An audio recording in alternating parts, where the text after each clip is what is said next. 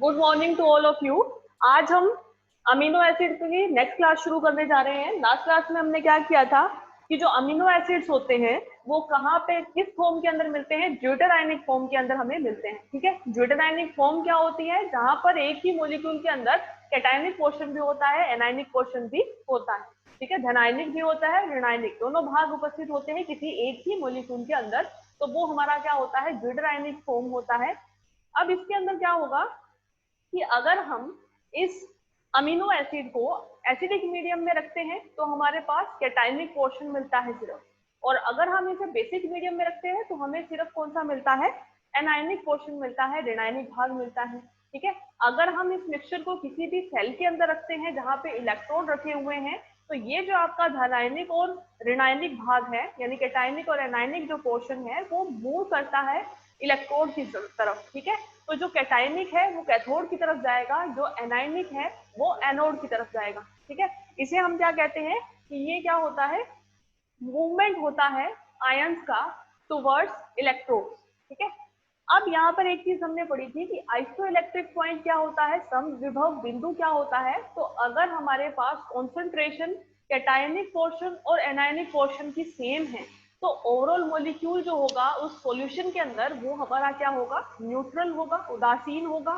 तब ना तो कोई मॉलिक्यूल मूवमेंट करेगा एनोड की तरफ, ना ही कोई मूवमेंट करेगा कैथोड की तरफ। तो ये जो पॉइंट है, ये जो वोल्टेज है जहां पर आपकी कॉन्सेंट्रेशन एनायनिक और कैटायनिक पोर्शन की सेम है, जहां पे मूवमेंट नहीं होता है आयंस का इलेक्ट्रोड की तरफ, वो पॉइंट हमारा क्या कहलाता है? आइसोइलेक्ट्रिक पॉइंट कहलाता है, समविभव बिंदु कहलाता है। ठीक है, उसके बाद में हमने पढ़ा था एक लास्ट जाते जाते कि इलेक्ट्रोफोरेसिस क्या होता है, वैद्युत कण संचलन क्या होता है। तो उसके अंदर क्या होता है कि अगर हमारी कॉन्सेंट्रेशन सेम नहीं है धनायनिक और ऋणायनिक पोर्शन की, एनायनिक या कैटायनिक पोर्शन की कॉन्सेंट्रेशन सेम नहीं है, तो क्या होता है? आयंस मूव करते हैं कैथोड एनोड की तरफ। ठीक है, ये जो मूवमेंट है इसे ही हम क्या कहते हैं?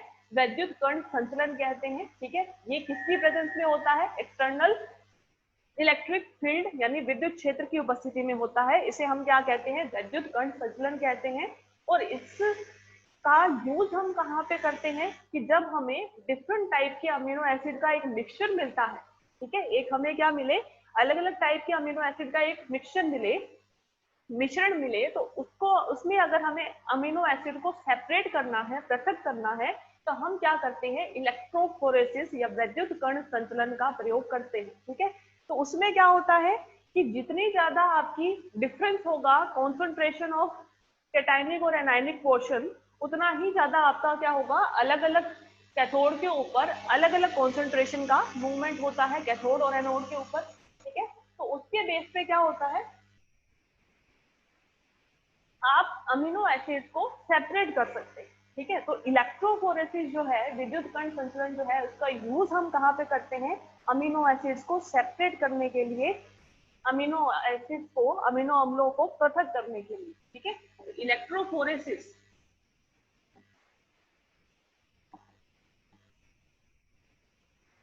या वैद्युत कण संचलन, इसमें क्या होता है?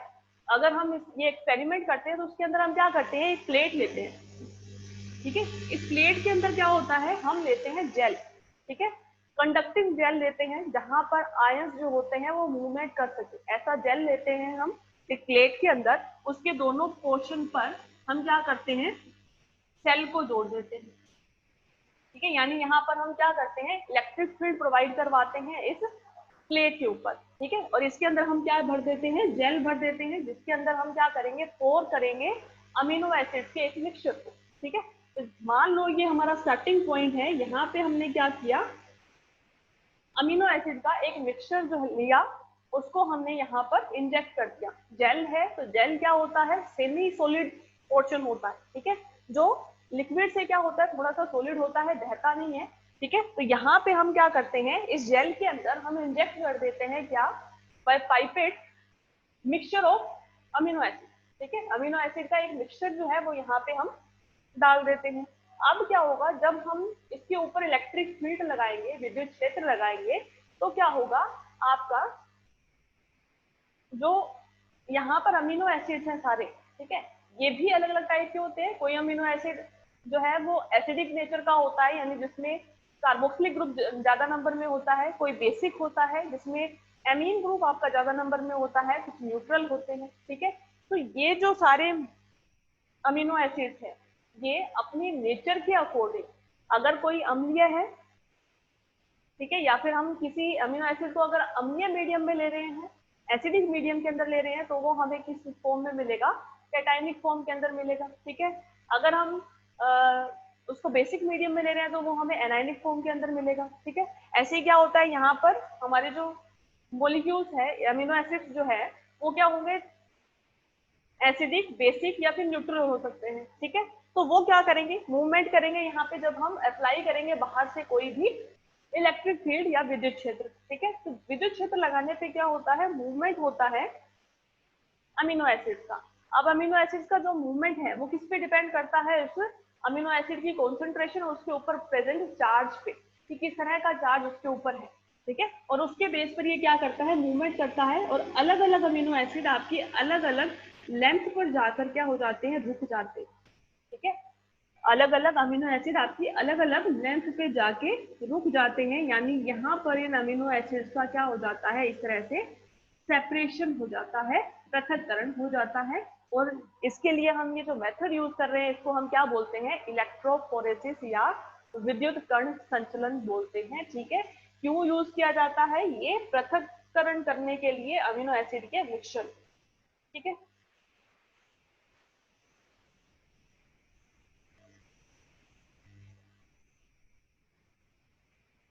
ठीक है, ये हो गया हमारा। अगर हम इसे सेल की फॉर्म में शो करना चाहें कि ये इलेक्ट्रोफोरेसिस किस तरह से काम करता है, तो मान लो हमने क्या कर दिया, एक सेल ले लिया। ठीक है, सेल में क्या होते हैं, हम इलेक्ट्रोड्स यूज करते हैं, एक कैथोड होता है, एक एनोड होता है।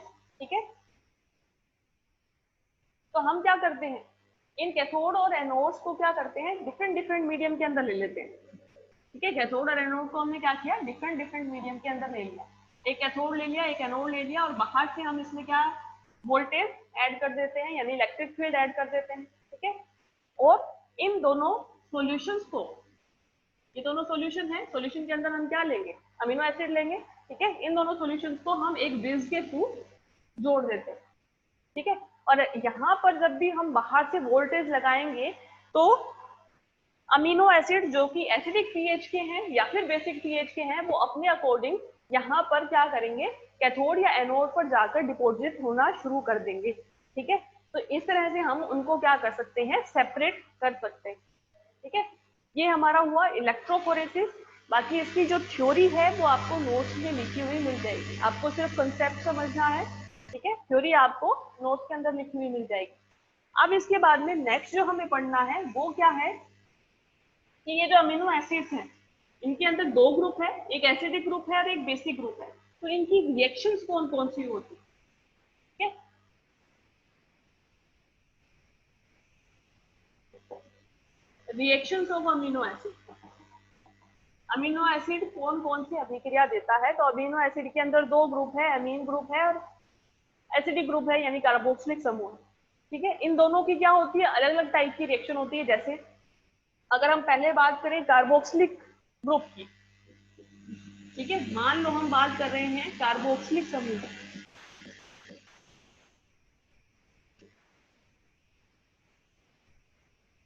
कि कार्बोक्सिलिक ग्रुप होता है अमीनो एसिड का, वो कौन कौन सी रिएक्शन शो कर सकता है, हमें पहले ये देखना है। ठीक है, तो कार्बोक्सिलिक ग्रुप क्या है,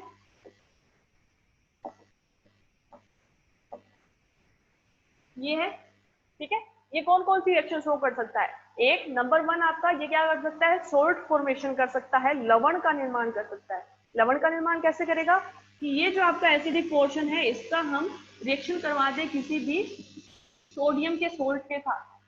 ठीक है, सोडियम के सोल्ट के साथ रिएक्शन करवाएं तो ये क्या करता है, ये इस एसिडिक प्रोटोन को बाहर निकालता है और क्या बनाएगा, यहाँ पे ये कार्बोक्सिलेट आयन बनाएगा। ठीक है, और ये क्या बन जाएगा, सोल्ट बन जाएगा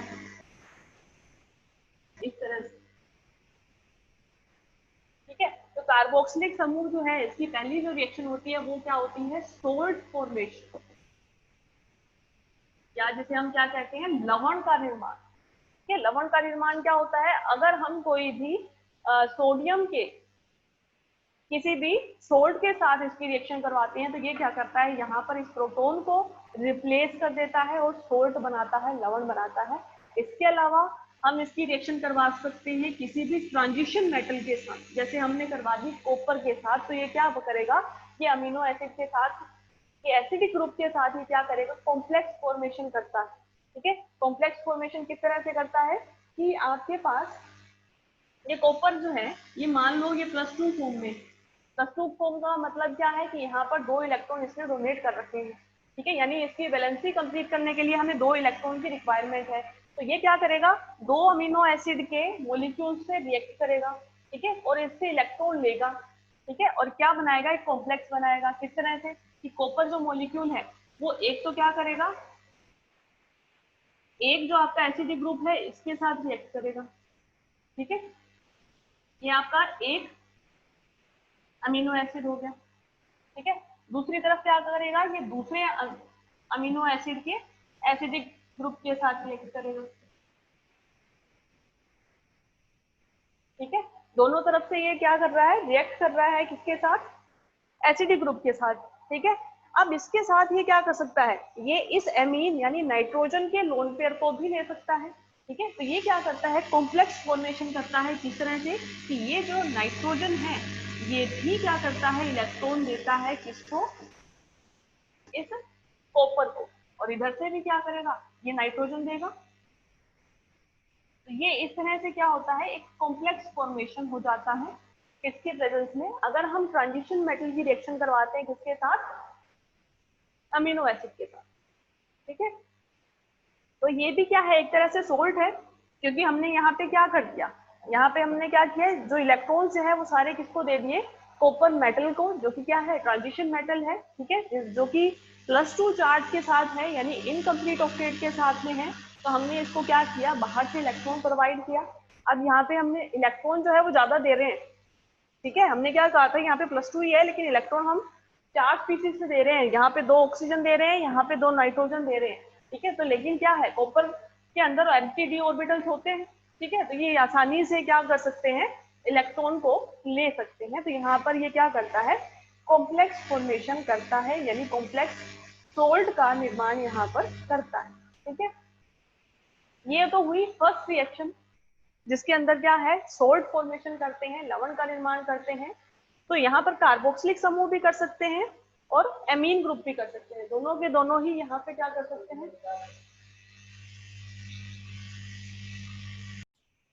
ठीक है, ये हमारी क्या हुई, फर्स्ट रिएक्शन, जिसके अंदर सोल्ट फॉर्मेशन किया। तो अगर हम कार्बोक्सिलिक ग्रुप के साथ साथ एमीन ग्रुप की भी रिएक्शन पढ़ते हैं, तो यहाँ पर एमीन ग्रुप भी क्या करता है, सोल्ट फॉर्मेशन करता है। ठीक है, ये आपने बाद में पढ़ेंगे डिटेल के अंदर। तो ये तो हो गया पहली रिएक्शन, सोल्ट फॉर्मेशन किसने किया, कार्बोक्सिलिक ग्रुप ने किया। किसकी प्रेजेंस पे कर सकता है, किसी भी मेटल की प्रेजेंस में जिसके ऊपर क्या हो, पॉजिटिव चार्ज हो, यहाँ पे मतलब जहाँ पे इलेक्ट्रॉन जो डेफिशिएंट मॉलिक्यूल हो उसके साथ। ठीक है, दूसरी रिएक्शन क्या है कि ये जो एसिडिक ग्रुप है, एसिडिक ग्रुप जो है वो क्या कर सकता है, एसिटिल क्लोराइड भी बना सकता है। इस तरह से आपने सेकेंड ईयर के अंदर ये रिएक्शंस पढ़ी होगी कार्बोक्सिलिक ग्रुप की। ठीक है, तो उसमें क्या होता है कि जैसे आपने ये कोई अमीनो एसिड लिया, ठीक है, इसकी रिएक्शन करवाई हमने किसके साथ, PCl5 के साथ, फॉस्फोरस पेंटाक्लोराइड के साथ। तो ये जो फॉस्फोरस पेंटाक्लोराइड है ये करता क्या है, ये इस कार्बोक्सिलिक ग्रुप से हाइड्रोक्सी ग्रुप को बाहर निकालता है। ठीक है, और यहाँ पे क्या करता है, रिप्लेस कर देता है, सब्स्टिट्यूट कर देता है ये किसको, क्लोरीन को। तो आपके पास ये क्या बनता है, मैकेनिज्म नहीं बता रही हूँ मैं, ठीक है, क्योंकि आपके सेकेंड ईयर में आ चुकी है कंप्लीट, और यहाँ से POCl3 बाहर निकलता है और एक HCl बाहर निकलता है। ठीक है, तो ये क्या करता है, एसिडिक ग्रुप की जगह क्या बना देता है, एसिटिल क्लोराइड बना देता है। ठीक है, मैकेनिज्म नहीं करवा रही हूँ, मैकेनिज्म अगर आपको पूछनी हो तो आप बाद में बोलना मुझे, क्लास एंड होने के बाद में, या फिर आप कॉलेज आके पूछ सकते हो। ठीक है, तो ये आपकी हुई सेकेंड रिएक्शन की हम क्या कर सकते हैं, एसिटिल क्लोराइड या फिर एसिटिल हैलाइड का फॉर्मेशन कर सकते हैं। ठीक है, इसके अलावा एस्टर का फॉर्मेशन कर सकते हैं। एस्टर का फॉर्मेशन कैसे होगा कि ये जो एसिडिक ग्रुप है इसकी रिएक्शन करवा दी हमने, मान लो मिथेनॉल के साथ। ठीक है, तो एसिड और एल्कोहल आपस में रिएक्ट करके क्या बनाते हैं, एस्टर बनाते हैं। तो यहाँ पर एस्टर का फॉर्मेशन भी हो सकता है।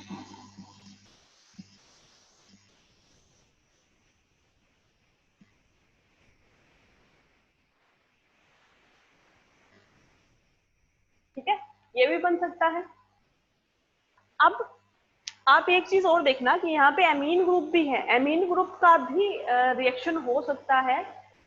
ये जो आप रिएजेंट ले रहे हैं इनके साथ, लेकिन हमें अगर एक ही ग्रुप की रिएक्शन करवानी है, मान लो सिर्फ कार्बोक्सिल ग्रुप की करवानी है, एमीन की नहीं करवानी है, तो हम क्या करेंगे, एमीन ग्रुप को प्रोटेक्ट करेंगे।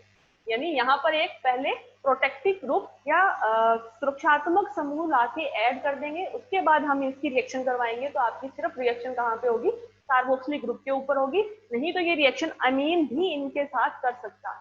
ठीक है, तो प्रोटेक्टिंग ग्रुप क्या होते हैं, ये भी आपने सेकेंड ईयर के अंदर पढ़ा है कि ऐसे ग्रुप जो कि किसी मॉलिक्यूल के ऊपर जुड़ जाते हैं और उसमें आगे की रिएक्शन को नहीं होने देते हैं, और लास्ट में हम उसको हटा के आपके ओरिजिनल जो आपका मॉलिक्यूल है वो आप वापस बना सकते हो। ठीक है, तो ये हुई नेक्स्ट रिएक्शन। एक तो कार्बोक्सिलिक ग्रुप से आप क्या बना सकते हो, सोल्ट बना सकते हो। दूसरा आप क्या बना सकते हो, एसिटिल हैलाइड बना सकते हो। तीसरा आप क्या बना सकते हो, एस्टर बना सकते हो, सॉरी एनहाइड्राइड बना सकते हो। ठीक है, इसके अलावा रिडक्शन करवा सकते हो। ठीक है, रिडक्शन करवाएं हम एसिटिक एसिड का अगर लिथियम एल्यूमिनियम हाइड्राइड की प्रेजेंस में। ठीक है, लिथियम एल्यूमिनियम का कॉम्प्लेक्स है, लिथियम एल्यूमिनियम हाइड्राइड, ये क्या प्रोवाइड करवाता है, H- प्रोवाइड करवाता है। ये नाइट्रोजन वाले जितने भी ग्रुप हैं उनका रिडक्शन नहीं करता है, ये सिर्फ रिडक्शन करेगा किसका, एसिड का। ठीक है, एसिड का रिडक्शन करके क्या बनाएगा, ये एल्कोहल बनाता है। लिथियम एल्यूमिनियम हाइड्राइड जो है वो क्या होता है, ज्यादातर जो मॉलिक्यूल्स है उनसे एल्कोहल फॉर्मेशन करता है। तो यहाँ पे भी क्या होता है, इससे क्या बन जाता है, एल्कोहल बन जाता है बाय रिडक्शन, इस तरह। ठीक है, ये क्या करता है, रिडक्शन करता है कार्बोक्सिलिक समूह का और क्या बना देता है, यहाँ पर एल्कोहल बना देता है। ये रिएक्शन है किसकी, कार्बोक्सिलिक ग्रुप की। इसके अलावा क्या कर सकते हैं हम, ड्राई डिस्टिलेशन कर सकते हैं। ड्राई डिस्टिलेशन या जिसे हम क्या कहते हैं, शुष्क आशवन।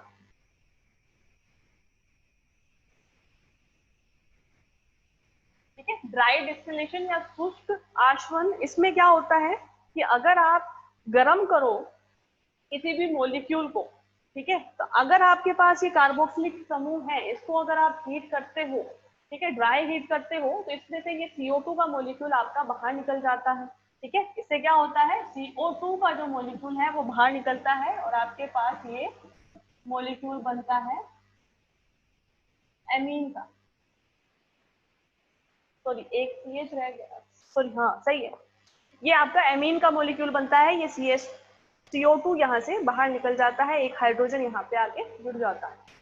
ठीक है, ये सारी रिएक्शन थी किसकी, कार्बोक्सिलिक ग्रुप की। कार्बोक्सिलिक ग्रुप जो है वो आपकी कौन कौन सी रिएक्शन शो कर सकता है। अब इसके बाद में सेकंड हम पढ़ेंगे कि ये एमीन ग्रुप कौन कौन सी रिएक्शन शो कर सकता है। ठीक है, ये ज्यादातर पूछे नहीं जाते हैं। मेन जो पोर्शन आपका आता है पेपर के अंदर वो क्या आता है, या तो अमीनो एसिड की कोई स्ट्रक्चर पूछते हैं या अमीनो एसिड का क्लासिफिकेशन पूछा जाता है। ठीक है, इसके अलावा डेफिनेशन पूछी जाती है, इलेक्ट्रोफोरेसिस क्या होता है, आइसोइलेक्ट्रिक पॉइंट क्या होता है। ठीक है, एसिडिक और बेसिक मीडियम के अंदर अगर आप अमीनो एसिड को रखते हो तो वो किस फॉर्म के अंदर आपको मिलता है, ये पूछा जाता है। ठीक है, ये जो आपकी रिएक्शंस है ये ज्यादा नहीं पूछी जाती क्योंकि ये आपकी नॉर्मल रिएक्शंस है जो सेकेंड ईयर के अंदर आ जाती है सारी। ठीक है, अब सेकेंड हम क्या पढ़ रहे हैं कि जो आपका एमीन ग्रुप है उसकी रिएक्शंस क्या क्या होती हैं। तो एमीन भी जो है वो भी क्या कर सकता है, सोल्ट फॉर्मेशन कर सकता है, लवण का निर्माण कर सकता है, जैसे हमने एसिड का करवाया था उसी तरह से। सेकेंड हमारा क्या है, एमीन ग्रुप की रिएक्शंस। ठीक है। इसमें पहला हमारा क्या होगा, सोल्ट फॉर्मेशन। ये भी क्या कर सकता है, सोल्ट का निर्माण कर सकता है। कैसे करेगा, जैसे आप कोई भी अमीनो एसिड लो, इसकी रिएक्शन करवा दो आप HCl के साथ, हाइड्रोक्लोरिक अम्ल के साथ, ठीक है। क्या होगा, इसका ये जो H+ है ये कहाँ पे जाके जुड़ता है, इस नाइट्रोजन पे आके जुड़ता है, ठीक है। और ये क्या बनाएगा, ये इस तरह से बनेगा NH3 + Cl-, और ये बाकी का पोर्शन आपका ऐसे का ऐसा आता है। यानी ये यहाँ पे क्या करता है, सोल्ट फॉर्मेशन करता है, लवण का निर्माण करता है। पहली जो रिएक्शन है आपकी वो क्या है, सोल्ट फॉर्मेशन, लवण का निर्माण, ठीक है। सेकंड ये क्या कर सकता है, ये भी एसाइलेशन रिएक्शन कर सकता है, जैसे आप एसिड ने किया था, ठीक है। अगर हम क्या करें, अमीनो एसिड की रिएक्शन करवाएं एसिटिल क्लोराइड के साथ, सेकंड जो रिएक्शन है आपकी वो है एसाइलेशन या एसिलीकरण, ठीक है। इसमें क्या होता है, जैसे हमने एसिटिल क्लोराइड ले लिया, इसकी रिएक्शन करवाई हमने अमीनो एसिड के साथ, ठीक है। तो क्या होगा यहाँ पे, ये एमीन ग्रुप जो है वो इससे रिएक्ट करता है, ठीक है। और इससे रिएक्ट करके ये क्या बनाएगा, इसका एक जो नाइट्रोजन है, सॉरी एक जो हाइड्रोजन है वो रिप्लेस हो जाता है इस एसिटिल ग्रुप से, ठीक है। तो क्या बनता है यहाँ पे, ClCO NH, यानी हमने क्या किया, एक हाइड्रोजन को रिप्लेस कर दिया किससे, एसिटिल ग्रुप के साथ, CH3 आएगा सॉरी यहाँ, एसिटिल ग्रुप के साथ, ठीक है। और यहाँ से एक HCl आपका बाहर निकल जाता है। ये रिएक्शन कौन सी है, एसाइलेशन रिएक्शन, तो कौन करता है, एमीन करता है, ठीक है। इसके अलावा एल्काइलेशन भी कर सकते हैं, ठीक है। एल्काइलेशन कैसे करेंगे, कि हम अमीनो एसिड की रिएक्शन किसी भी एल्किल हैलाइड से कर दें, ठीक है। ये रिएक्शन देखो एल्काइलेशन, ये सारी सिंपल सी रिएक्शन है, सेकेंड ईयर में आप कर चुके हो। एल्किलीकरण, ठीक है। इसमें क्या होता है कि आप ये जो अमीनो एसिड है इसकी रिएक्शन करवाओ किसके साथ, एल्किल हैलाइड के साथ। तो एल्किल हैलाइड में ये जो कार्बन है इसके ऊपर क्या होता है, हमेशा पॉजिटिव चार्ज होता है। क्यों, क्योंकि हेलोजन से जुड़ा हुआ है, हेलोजन ज्यादा इलेक्ट्रॉन नेगेटिव होता है, तो ये इलेक्ट्रॉन को अपनी तरफ ज्यादा अट्रैक्ट करता है, तो हेलोजन पे हमेशा नेगेटिव चार्ज होगा और कार्बन पे हमेशा क्या होगा, स्लाइट पॉजिटिव चार्ज होगा। तो यहाँ पे ये नाइट्रोजन जो है इसके ऊपर क्या होते हैं, लोन पेयर्स होते हैं। तो ये लोन पेयर जो है ये अटैक करते हैं किसके ऊपर, इस कार्बन के ऊपर, जहाँ जो कि इलेक्ट्रॉन डेफिशिएंट है, और यहाँ से एक X- जो है एज ए लिविंग ग्रुप आपका बाहर निकल जाता है। तो ये क्या होगा, अमीनो एसिड का एल्काइलेशन होगा, यानी नाइट्रोजन के साथ में एक एल्किल ग्रुप आके जुड़ जाएगा, एक हाइड्रोजन यहाँ से बाहर निकलेगा जो हेलाइड के साथ HH की फॉर्म में बाहर निकल जाएगा। इस रिएक्शन के क्या अंदर क्या होगा, एक HX आपका बाहर निकलेगा और एमीन के एक हाइड्रोजन की जगह एक एल्किल ग्रुप आपका आके जुड़ जाएगा। ये हो गई एल्काइलेशन रिएक्शन, एल्किलीकरण अभिक्रिया किसकी होती है, एमीन की यहाँ पर होती है, ठीक है। इसके अलावा बहुत सारी रिएक्शन होती है एमीन की, सेकेंड ईयर के अंदर आपने लास्ट यूनिट ऑर्गेनिक की पढ़ी होगी, उसके अंदर नाइट्रोजन की रिएक्शन है सारी, वो सारी यहाँ पे हो सकती है, ठीक है। इसके अलावा हम क्या कर सकते हैं, हाइड्रो आयोडिक अम्ल के साथ यानी HI के साथ रिएक्शन करवा सकते हैं, ठीक है। HCl के साथ करवाई, वैसे ही HI के साथ भी करवा सकते हैं। तो इसमें भी क्या होगा, इसमें क्या होता है, एक अमोनिया का मॉलिक्यूल आपका बाहर निकलता है, ठीक है। और जो आपका CH है, ये जो CH है इस कार्बन के साथ आके आयोडीन जुड़ जाता है, ठीक है। इसमें क्या होता है कि अगर हम HI से रिएक्शन करवाते हैं किसकी, अमीनो एसिड की, तो यहाँ पे क्या होगा, यहाँ पे क्या होगा आपका, अमोनिया का एक मॉलिक्यूल बाहर निकलता है, ठीक है। इसमें क्या होता है, अमोनिया का एक मॉलिक्यूल बाहर निकलता है और ये जो आपका CH है इसके साथ आयोडाइड आके जुड़ जाता है, ठीक है। इस तरह से ये रिएक्शन होती है। इसके अलावा नाइट्रस एसिड के साथ रिएक्शन करवा सकते हैं, ठीक है। नाइट्रस एसिड से करवाएंगे तो क्या होता है, इसकी रिएक्शन नाइट्रस एसिड यानी HNO2 से करवाते हैं तो क्या होगा, तो इसमें से N2 बाहर निकलता है, एक H2O बाहर निकलता है, ठीक है, एक हाइड्रोक्सी ग्रुप जुड़ जाता है किससे, इस एमीन ग्रुप की जगह से, ठीक है, इस तरह से ये बनता है। यानी आपको क्या मिलता है, यहाँ पर एक हाइड्रोक्सी ग्रुप मिलता है, ठीक है, हाइड्रोक्सी एसिड मिलता है। ये सारी रिएक्शन कौन सी है, जो कि एमीन ग्रुप के द्वारा कंप्लीट की जाती है, ठीक है।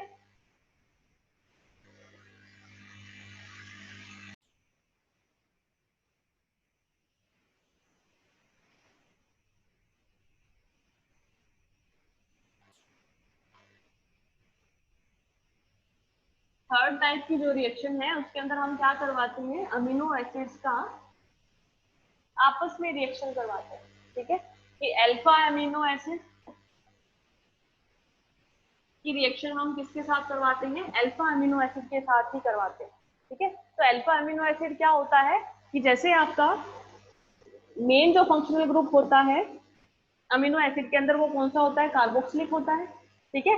इसके पास वाला कार्बन ये कौन सा है, अल्फा, इसके ऊपर क्या जुड़ा हुआ होता है, हमारा एमीन ग्रुप, तो ये हमारा क्या है, अल्फा अमीनो एसिड, ठीक है।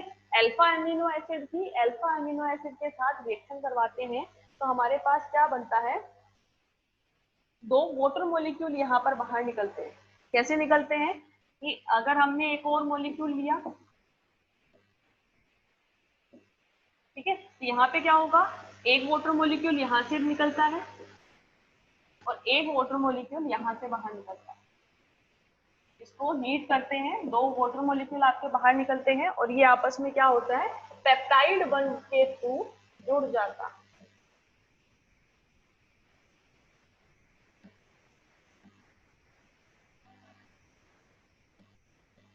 यहाँ पे क्या बन जाते हैं, दो पेप्टाइड बॉन्ड बन जाते हैं ये वाले, ठीक है।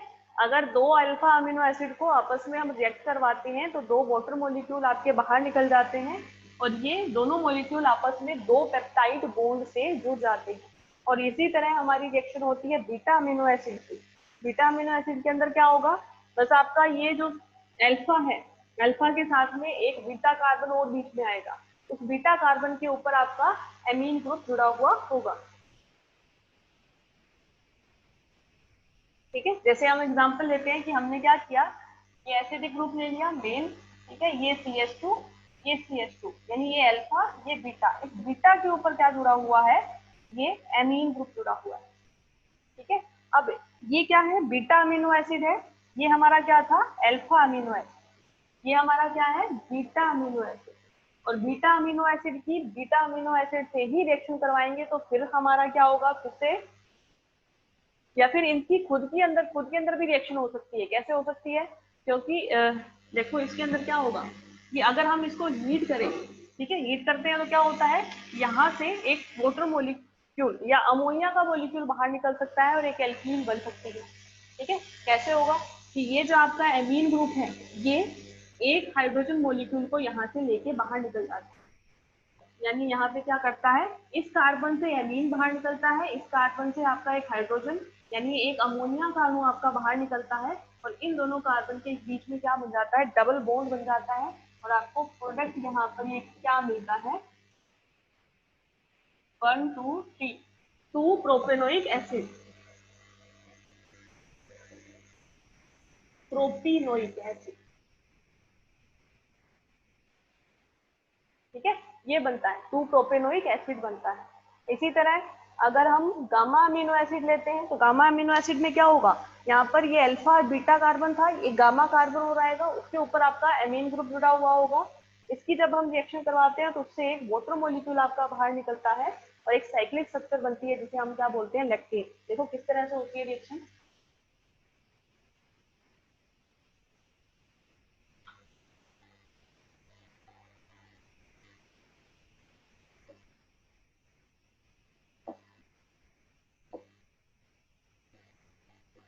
ठीक है। ये अल्फा बीटा और गामा, गामा के ऊपर अमीन जुड़ा हुआ है, ये कौन सा है, गामा अमीनो एसिड है। अब इस गामा अमीनो एसिड को जब भी हम हीट करते हैं तो हमारे पास क्या बनता है, इसमें से क्या होता है, एक H2O का मॉलिक्यूल बाहर निकलता है, कहाँ से, कि एक हाइड्रोजन निकलता है इस एमीन से और OH निकलता है यहाँ से, और आपका क्या बनता है, एक साइक्लिक प्रोडक्ट बनता है, चक्रीय उत्पाद बनता है, जिसे हम क्या बोलते हैं, लेक्टम बोलते हैं। ठीक है, किस तरह से बनेगा ये, CH2 CH2 CH2, ये है C double bond O NH, ठीक है, ये क्या है, लेक्टम। यहाँ से एक मोटर मॉलिक्यूल आपका बाहर निकल गया, ठीक है, ये एक पेप्टाइड बॉन्ड बन गया इसी के अंदर।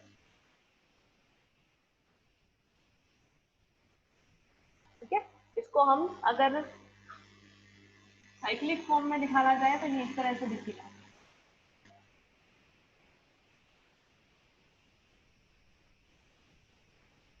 ये स्ट्रक्चर बनती है लेक्टम।